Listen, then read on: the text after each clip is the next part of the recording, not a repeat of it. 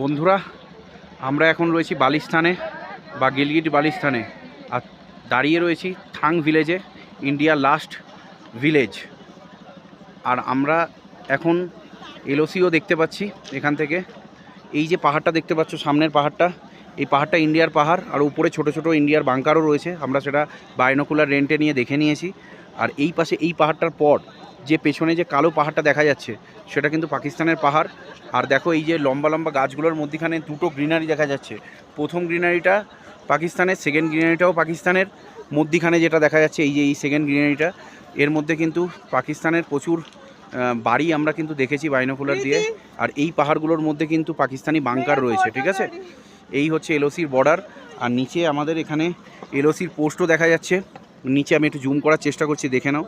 এখানে গাড়ি দাঁড়িয়ে রয়েছে, এই যে মানুষগুলোর মাথার উপরে দেখো গাড়ি দাঁড়িয়ে রয়েছে, এবং এলওসি পোস্ট রয়েছে। এই যে এইটা হচ্ছে, এখানে এলওসির ফেন্সিংও দেখা যাচ্ছে এবং এলওসির পোস্টও দেখা যাচ্ছে ইন্ডিয়ান আর্মির। যাই হোক, তো আমরা এখন দাঁড়িয়ে রয়েছি গিলগিট বালিস্তানের থাং ভিলেজে। আর এই তার 360 ডিগ্রি ভিউ। এই পাহাড়গুলোর মধ্যেও কিন্তু বাংকার আছে, যেগুলো আমরা খালি চোখে দেখতে পাবো না, বাইনোকুলারের সাহায্যে দেখতে হবে। আর এই হচ্ছে তার 360 ডিগ্রি ভিউ, দেখে নাও। দেখো, এখানে একটা রেস্টুরেন্টের গায়ে লেখা রয়েছে ওয়েলকাম টু বালিস্তান রেস্টুরেন্ট। এটা কিন্তু গিলগিট বালিস্তানেরই অংশ।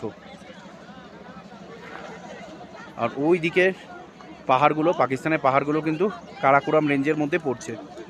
চলো তাহলে এখন এইটুকুই।